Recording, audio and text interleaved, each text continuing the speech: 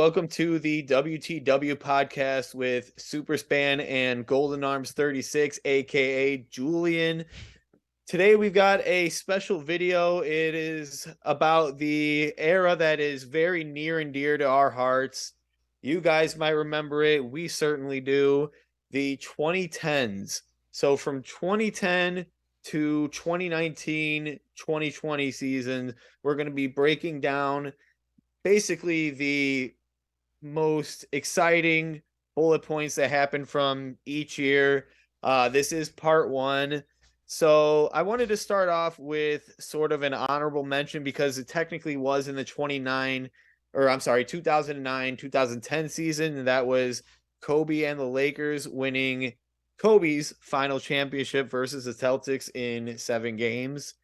I mean, that especially in retrospect was awesome. I mean, it's just crazy to think that that was Kobe's last championship, and and of course it was against the Celtics again.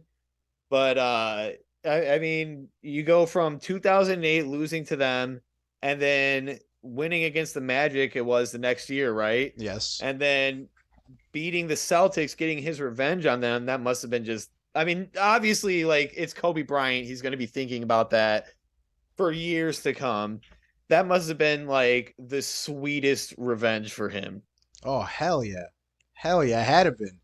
Because, man, like you said, he went up against him in the '08 season, got knocked out of that finals, came back, won his first championship without Shaq, and then he got his revenge against the Celtics. No better way for a storybook ending to his prime. Because after that, like he was still really productive, but they couldn't get over the hump in terms of like with playoff success. Yeah, Especially when Phil Jackson left, it was pretty much over with after that. right. Yep. But let's get into the first season, 2010-11 season. First thing that you're probably not surprised that we are going to talk about is LeBron, Bosh, and Wade teaming up in Miami, but almost coming to our beloved Chicago Bulls. There were rumors flying around. I remember my dad saying that LeBron was looking for homes in Illinois, Hmm. and I was just freaking out. I was a huge LeBron fan at the time. And I mean, this was the biggest free agency in recent history, maybe all time. LeBron, Wade, and Bosh. Didn't Bosh almost come here, or am I wrong? Yeah, he almost came here. He almost went to Chicago. He was the sure thing until the opportunity to go to Miami to team up with Wade and LeBron came up. I mean, who wouldn't pass that up as a player, you know? Yeah, right. I mean, we almost had Wade, we almost had Bron, we almost had I mean, we talk about this all the time. The starting lineup would have just been absolutely bonkers. D Rose, Wade, LeBron, Bosh, and Joakim Noah. I mean, like who's gonna stop that? You know? And then Like Coach Thibodeau right right. there, you would a prime LeBron James and a like sort of prime D Wade. He still go on defense, but That was still prime yeesh, D Wade, yeah. like Like that would have been disgusting just in that defensive scheme with that kind of talent. Man, yeah. that would have been sick. It was just it's one of the more memorable moments in my lifetime of being a basketball fan. Like I remember I had a Cavs LeBron jersey and I drew the Bulls logo or Bulls lettering on a Yeah, piece of yeah. paper and taped it on my jersey and wore it around my neighborhood and stuff the day of the decision. Oh man. And I was so excited, and then I was watching that live, as were everybody else, every other basketball fan.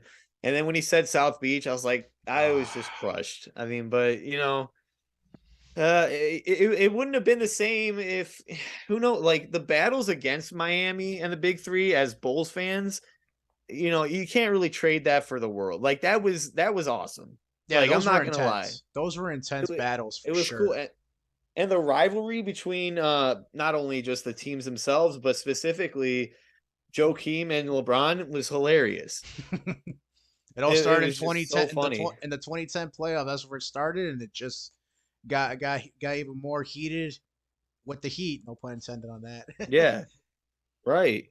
Next thing that I wanted to talk about, which, you know, near and dear to our hearts, is Derrick Rose winning the MVP award, becoming the youngest MVP ever to do so at 22 years and 191 days. And in doing so, leading the Bulls to an NBA best 62 and 20 record. I mean, like, it's hard not to look back at those memories incredibly fondly. Like, Derrick Rose is a big reason why I'm even into basketball in the first place. Um, I just remember sitting in my room and watching the Bulls games late at night and like hearing the chants of MVP, MVP, MVP, and knowing that that was a possibility, and just having like a sense of pride as a fan, like, oh my god, this guy's on my favorite team from Chicago. Like, and it's just like the things that he was doing, you can't compare it to anybody else. You can say what you want, Russell Westbrook, John Morant. They weren't doing the stuff that Derek was doing. They're great players, but Derek was just like on another level overall. Man, it was very validating for me personally because I saw D Rose in high school because my history teacher was watching the Illinois basketball playoffs, and he was in that city championship. And I watched him. Then I saw the national championship game, which he lost, but whatever. He showed out that game. Then when the Bulls drafted him, because you got to remember around that time it was it was the Baby Bulls era, but we sucked. That's why we got D Rose to begin with. But I told everyone because and then especially my brother because he was like big Jordan head back in the day, and I told him like, dude, watch this kid. He's gonna electrify Chicago. He is gonna bring them back to the playoffs or whatever. And it was Mm-hmm. so validating because I was like, just being right. He became rookie of the year, became an all star the following season, and then for him to get the MVP, like it kind of it, it kind of annoyed me a little bit with like the bandwagon Bulls fans because like Yeah. you guys didn't even know he was on the team before this season. Yeah, dude. The next thing that really changed like the landscape of the NBA was Melo getting traded from Denver to the New York Knicks. Which was a dumb move in my opinion. I know he wanted the money, but bruh, like they they traded most of that roster for him when he could have just signed them outright, just left the Nuggets in free agency. Yeah, But the yeah, lockout was gonna happen later that year anyway, so he was like, "Nah, I'm gonna take the money instead."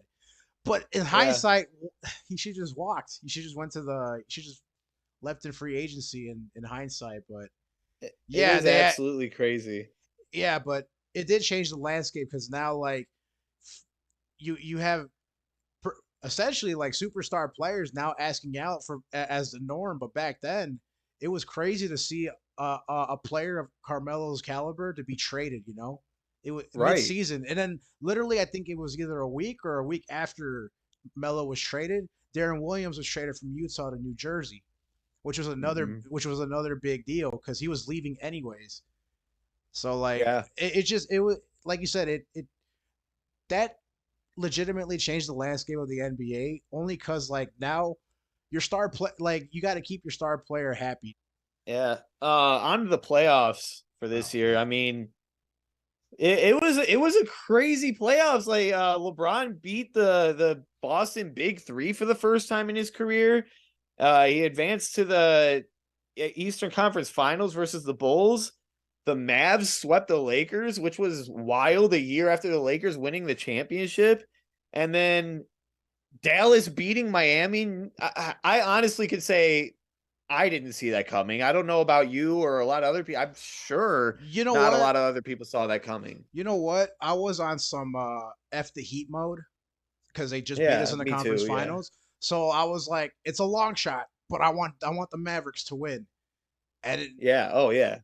like it surprised the hell out of me. I'm not gonna lie to you. It surprised the hell out of me. All right, that was the year before Yeah. that. Like It surprised me too. Yeah. it's crazy because Dirk just went on a one man wrecking crew. Yeah. He destroyed the Thunder, and then he destroyed the Lakers. Dude, the Thunder one was just epic, dude. That was probably the most masterful game I've ever seen in my life. The masterful playoffs. Like other than his finals run, that Thunder series is underrated in my opinion because nobody really brings it up. Like he fucking torched Harden, Durant, and Westbrook. You know Yeah. that, and they were young. It Like was virtually the by young version, himself. virtually by himself. I mean, he has shooters, which is like it's Yeah. always great to have shooters because they're gonna make them for you, obviously. But this man, dude, like, whoo, he went through Kobe, Durant, and LeBron Yeah. in one playoff run. Like, probably the only other one I can probably like match that to is Jokic from this playoffs. You know, Yeah. Right. Exact. Honestly. in terms of that kind of like a European player going on a crazy run like that. I think Jokic and Dirk are like 1 and 2 in terms of like playoff runs like that. Maybe Jokic just by slightly a little bit. It is the infamous lockout season. The 2011-12 NBA season was shortened to 66 games. And when they resumed, Chris Paul was traded to the Clippers after the deal to the Lakers was vetoed by the NBA, which is another conspiracy for another possible video. Who knows? Probably not because there's a million of those. But in that happening, Lob City was born. I mean, we all have our memories of Lob City. They didn't really pan out too well. They never got past the second round, but they honestly were a fun group to watch. I was a huge fan of Blake Griffin and DeAndre Jordan. I thought they were super fun to watch. That was my squad on 2K. Right? on the Yeah, I night feel like a lot of people. on the nights in with the boys, it'd be either the Clippers, Thunder, Heat, or the Lakers as like No everyone's Bulls? team.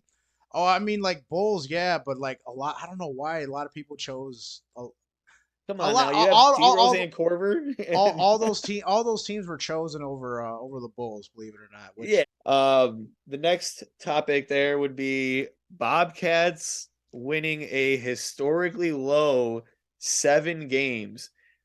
Granted, it was in a shortened season. However, I feel like they wouldn't have won much more if it were a full 82 game season. I mean, that squad was just, and they didn't even get the first pick. That right? They got that's the two messed up. pick. Yeah, they went all through all that losing, and they only get number two. You know. And who did they pick? Oh man, You know, Michael Kidd Gilchrist, dude. yep. The guy who Like shoots like this. The guy who he shoots kind of like this and then he goes that way. What it the like God, and I remember playing with him in 2K and like obviously he what couldn't did shoot in the what did game he either, do? Like but what did he actually do? Like in the what game in no 2K he was in general, like what did he do nothing. that He made was him a good? defender. He was a defender. That's it. And Didn't we? We haven't even talked about what like after what happened on Christmas. There was Derrick Rose's game-winning shot against Kobe Bryant and the Lakers. yeah. What an epic Oh my freaking game, bro! gosh. I just remember waking up that morning. I was like, all right, I'm ready for the Christmas Day games. Let's go. Then when the Bulls game started, it was a 3:30 game. Dude, the Bulls game started. I was just pumped, bro. Like that was a great game. Like that could have Yeah. potential. They were hyping it up as like a potential finals matchup, and that would have been sick. Oh, That would have been a nice fucking matchup. The Bulls oh Lakers 20, man. man, that would have been nice. Can I just say something real quick? How depressing is it to even like utter those words? Oh, Bulls were once considered a championship contender again, or a championship matchup against this team. Like Yeah, you're not going to hear yeah. that You nowadays. know where I heard that first? The prior season, the 2010-11, when Derrick Rose's MVP season, it was the Bulls and the Spurs because they were both the number one seeds in their respective conferences. Only the only difference is that the Bulls actually made it to their conference finals, and the Spurs got Yeah. knocked out in the first round against the 8th seed. But yeah. Anyways, uh, the Spurs. Yeah, dude. I'll never forget that shot against the Lakers. It was over oh Gasol, man, right? Was it over Gasol? he crossed Derek Fisher over, then like did like a hop step, Yeah, and then a floater. then a floater, over Gasol and I think over Lamar Odom or maybe Kobe Bryant. I don't remember, but it was definitely over Gasol. Wow, Yeah, man. 1 point lead, and dude. then Luol Deng with the most clutchest block in the world. He Yeah, blocks Kobe Bryant. Boom, ball game. Get the win in LA. yeah. Oh my God, I'll never forget that. And then of course that year, people argue that this should have been LeBron's second consecutive year winning MVP, but he won the 2011-12 MVP. Yay, woo, whatever. And LeBron wins his first ever NBA title versus the Thunder. I mean, as much as we don't like LeBron as Bulls fans, that was kind of cool. Like it still hurt because I mean we could have been there. We that easily could have been us. But I mean it's a historical moment. I mean all the jokes, of LeBron not having a ring or whatever, they all went away. Yeah. But it's I'm not trying to sound like a LeBron fan. I'm just saying, it was a pretty monumental moment in NBA history. My thing is Uh, just the respect thing. Like because the Bulls were contenders then, I looked at the Heat as like, all right, we got to get past the Heat in order for us to win a yeah, championship type of thing. So it no was doubt. more of a sort of like a competitive thing. It's like, man, I don't like you because you're holding back our team, but at the end of the day, he's a great player. He's one of the greats, and to see the greats finally get their first one, it's very cool to see. Very cool to see, especially since I was a LeBron fan in his first 7 years in Cleveland, and it was just really cool to see that journey finally. Like, I mean, granted he had to do it with a different team, but Yeah. it was just really cool to see like the journey from high school phenom to NBA champion. Next up is the 2012-13 season. In the offseason, James Harden was traded from Oklahoma City to the Rockets, which began a new era in Houston. Yeah. Dwight Howard traded to the Lakers, and Steve Nash signs with them as well to form probably the second most disappointing super team in NBA history. Yeah. We'll get to the first in a little bit. LeBron won his back-to-back MVPs. People might say that should have been his third straight, but haha, Derrick Rose won in 2010-11, so suck it. And then this was sort of the emergence of the Golden State Warriors. They make the playoffs 47-35 and get the sixth seed. I mean, that was sort of just a brief summary before we get to the playoffs there. Just James Harden going to the Rockets was huge. I was a huge Harden fan. Farden. Uh, huge James Harden fan. I still like him, but it's just not the same. He was a beast in Houston. Dwight Howard traded to the Lakers was hilarious. It was Hilarious. cool at the time. Yeah, It was yeah. cool at the time, What but a it's like just what drama though? What drama that whole like, thing? He's like, "Oh, I'm committed to Orlando." Oh, trade me. Like literally 2 months later. It's like yeah, what what and let's see. I mean, and then the Warriors, I remember that series vividly only cuz me and the boys went on a vacay to Wisconsin Dells, and then and then our night or our day in the cottage or whatever we stayed at, we had the game playing. And dude, Steph Curry, like I was like, Steph Curry, really? He's going off like this. I remember yeah. him going off in college, but I just never thought it would ever translate to the NBA like to that level. But then As that a lot of playoff, people, including myself, thought. but then that playoff series really changed my mind. It's like, holy crap, this, and then Klay Thompson too. Like both of them were just going off that playoff series.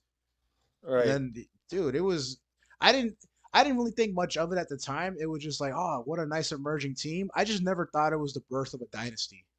Right. Yeah. I mean, you. Nobody thought, honestly. I mean, I remember Out of specifically nowhere. thinking like, oh, that this is they're playing really well. Steph's killing it.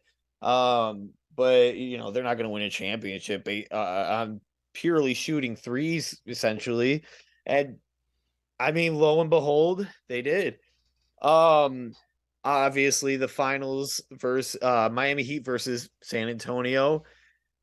Can I just say Obviously, we can I just say though that series, I know you're gonna mention the Ray Allen shot. But Yeah. game one, people forget Tony Parker with the most clutchest fucking shot I've ever seen in my life. Dude was dribbling down the clock. They had the final shot. He loses the dribble, picks it up, throws it off glass, buzzer beater. They win game one. When I seen that, I thought San Antonio was like, all right, bro, they got the championship pedigree. They've been here before. They're playing. It was an essentially like a second time finals team or a third time finals team, whatever, how many times. But like I just thought like the Heat went against a young Thunder team, but now they're going up against the Spurs.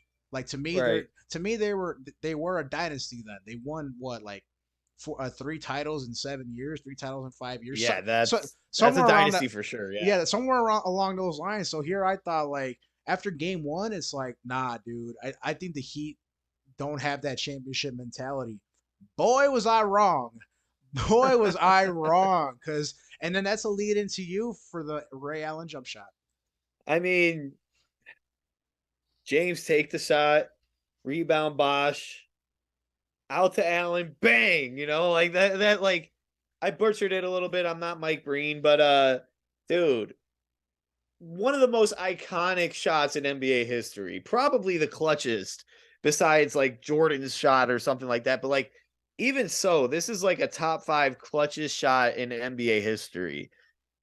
Yeah. It's etched into the brains of basketball fans everywhere. It probably haunts Spurs fans to this day, even though they they got still their won another one. they still got their sweet revenge next year. But anyways, Yeah, I do see people like still like bring that up from time to time. Like when I go to the bar or like when I ask family members out here, it's like, hey, so how did you feel in 2013?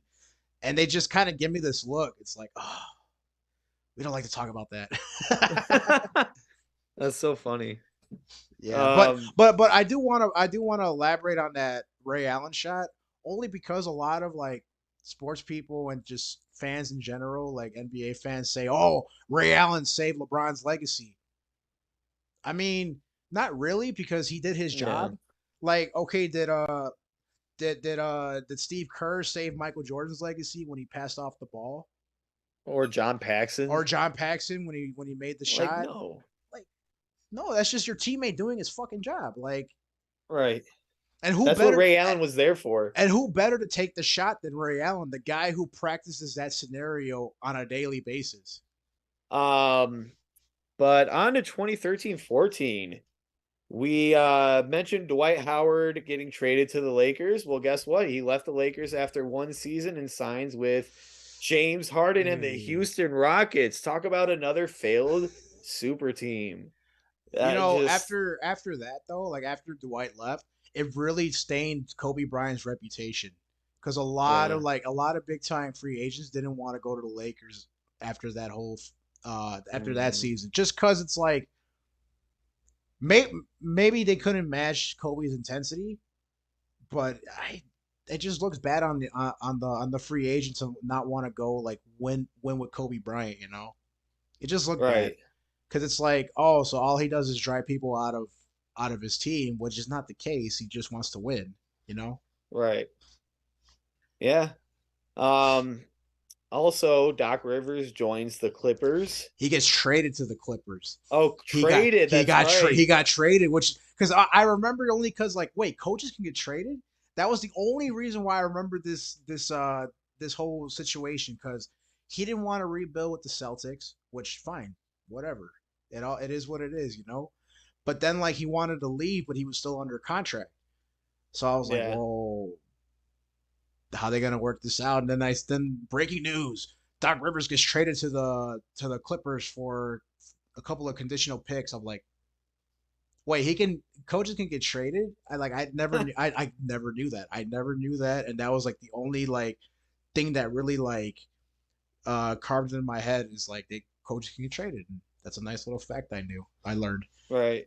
Honestly. Speaking of traded, whew, what about that Brooklyn Nets Celtics trade? Oh yeah, yeah, yeah. Damn, The man. the Nets and Celtics make one of the most infamous trades in recent history, sending KG, Paul Pierce, and Jason Terry to Brooklyn for Chris Kardashian. I mean, Chris Humphreys, Gerald Wallace, Marshawn Brooks, and three future first round picks, 2014, 16, and 18, which was it? I know Jaylen Brown became one of those picks. Was Tatum as well or no? I forget. Let's see Or here. was that Boston's own pick? I I'm think trying to remember. Marcus Smart was Boston's own pick, the 2014. But I think they drafted a bust in the 2014 draft with that draft pick, because it Oh, was did like, they? because 2014 they still made the playoffs. Like, it was, they still finished 44 and 38, so they finished outside of the top 10, I believe. Yeah. But that, I remember they drafted a bust because they started drafting the good players, like literally a year later or whatever. But Yeah. yeah, what a lopsided trade in hindsight. Like, Yeah. it looked good on paper until you read the ages of Paul Pierce, KG, and Jason Terry. Right. They definitely went on a win now trade, but overall, like, they this trade set them back 5 years. Like, Yeah. So next up, Derrick Rose finally makes his long awaited return, only to promptly tear his meniscus 11 games into the season versus the Portland Trailblazers. he didn't look right even just starting out that season though. Like, Yeah. our opening day game was against the Heat under ring night. He got absolutely brutalized that game. I think he shot a horrible percentage. He just didn't look right. Then the second game was the 76ers, and he fucking gets demolished by Michael Carter Williams. Derrick Rose getting torched by Michael Carter Williams. Once I saw that, it's like, man, is he that rusty, or is it all in his head? Yeah. Like, I just started, like, the ability was there because he had his bursts, he had his moments during that 11 game. Was it 11 games? Yeah. Yeah, during that Because 11 the games stretch, he looked Portland good. game was on the 11th game. He looked good. Like, he looked like he was him. He looked like he was himself for like those 11 games up until Portland. It's just, man, I always thought it was all in his head. Like, he just never really got past it. And no, and then Tibbs' style, it's like, nah, you're going in there. I want you to give it Yeah. 100%. Like, he didn't Right. he didn't know what load management meant back then. Which, in hindsight, like, had Derrick Rose been on, like, on a load management schedule, like how they did Zach the first month and a half of the season, I think Derrick Rose would have, like, he would have finished out the 2013-2014 season and probably got us past the Washington Wizards that season. Like, Yeah. I think that would have happened. Kevin Durant won MVP and makes his famous "You're the real MVP" speech. The meme. Kevin Durant is obviously one of the best players of all time, deserved that MVP. The speech was a great speech just in general. I mean, it was an emotional speech. However, unfortunately, it did become a meme. Now everybody still to this day, maybe with a few moans and groans, from the people they say it to, still make those jokes. You're the real MVP, blah blah blah. Um, but yeah, I mean, it happened. Kevin Durant, applause to you. You're amazing. You won your MVP. Or should I say his mom won the MVP. Um, but in the playoffs, Spurs and OKC, they met in the Western Conference Finals, but the Spurs ended up winning this series 4-2. And guess what? Miami plays against the Pacers again, beating them 4-2 as well. And we just touched on this a little bit ago, but it's a finals rematch with the Miami Heat and the Spurs, with the Spurs actually coming out on top and Kawhi Leonard winning the finals MVP. Man, that's when I became a Kawhi fan, dude. Just his Right? defense on LeBron was just crazy. Because even though LeBron did put up like 20 or so points, he just looked like he had a hard time against Kawhi Leonard. I just loved his defense, loved his tenacity. But that whole entire Spurs team, bro, that was such beautiful basketball I've seen. Like, that was the most beautiful basketball I've ever seen in my life. They just, Yeah. every pass was crisp, every shot was wide open, and every three went in. Like, it got so bad for the Heat, to the point where Danny Green was up for Finals MVP. Like, he was second behind or third behind Kawhi Leonard, I believe. Like, that's how Yeah. efficient every Spurs player was. And hey, man, sweet revenge. That was sweet revenge because I never thought I'd ever see the Spurs lose in a finals. They lost in the finals. They come right back and just get their sweet revenge. And that was the last time they ever made the finals, which is going to be 10 years Yeah, ago this season. that's actually crazy to think about. I never thought about that. That's Mm-hmm. so wild. Oh my god. At draft, the Cleveland Cavaliers, Oh boy. second consecutive draft, the draft lottery, they win the number one pick. Obviously, in 2013, they got Anthony Bennett, and now in 2014, they get Andrew Wiggins, which Andrew Wiggins. They obviously drafted Andrew Wiggins, and then guess what? Ba-ba-da-ba! he gets LeBron traded, comes back. which was LeBron comes back, and then yeah, mind blown, mind blown. and then they end up trading Andrew Wiggins to the Minnesota Timberwolves for Kevin Love, which I mean, I feel like in hindsight that's a good trade. They got a chip out of it, you Yeah, know. yeah. Um But that's such a rare thing to happen, a number one pick. I mean, but that's what happens when LeBron comes to your team. Like, LeBron has that power. yeah, He controls the league. He controlled the league back then. yeah, A, a move but like that was seismic to where like, all right, we're gonna get rid of our future to win now. You know? right.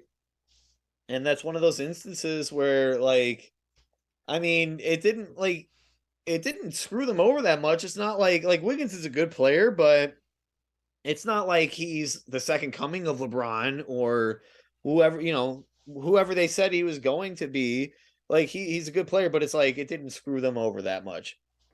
Obviously, we just said they won a championship in 16. So, all right, hang on. I'm looking. I was looking at your notes, and the one that got me was Kyle Korver is an All Star somehow. yeah, yeah. The whole starting five of the Atlanta Hawks were somehow All Stars. Yeah, dude. Like, okay, Steph wins MVP.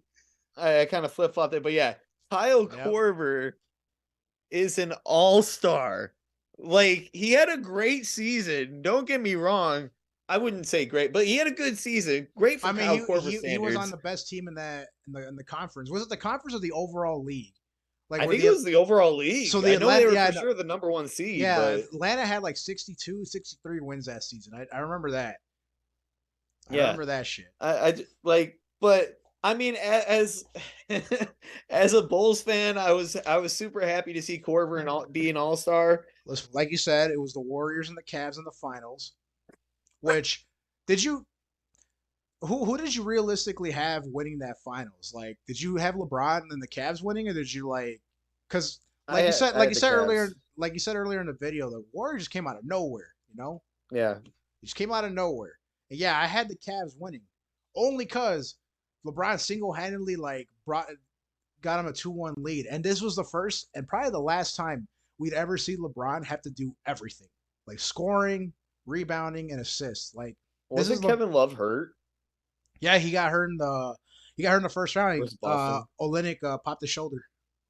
Which is that is one of the most cheap shots ever. Right, he was like he had his arm under He him, just, and then he just like yanked him down. It's like yeah, what are you doing, bro? And then brutal. Kyrie got hurt game one of the finals. He Yeah, like dislocated his kneecap or some shit. Like something happened with his knee. jeez. Right. Ugh. And the game one though, man. Like I think even, without Kevin Love, I think the Cavs would have beat the Warriors just with Kyrie and LeBron. Yeah, I think so. I think they very Because well could have. LeBron won him 2 games. I think Yeah, Kyrie would have at least got him one. we do have to touch on Derrick Rose hitting his buzzer beater against the Cavs in round two, Let's end the video on which a happy note, you right, which know? was amazing. I remember running around my house. He's back. He's back. Oh my God, Derrick Rose. And then David Blatt should have gotten a technical foul the next game. And then LeBron ended up hitting the buzzer, tying the series instead of us going up 3-1. That was rigged. I hate everything. I know you said happy note, but I mean, look, when like I keep saying, when you're a Bulls fan, there are no happy endings unless you're stuck in the 90s. But um anyways, guys, thank you so much. This has been an amazing video to prepare for. You know, it's something that Julian and I obviously both are very passionate about, especially the 2010s. But yeah, thank you again for watching, guys, and we'll see you next time. Peace out, y'all.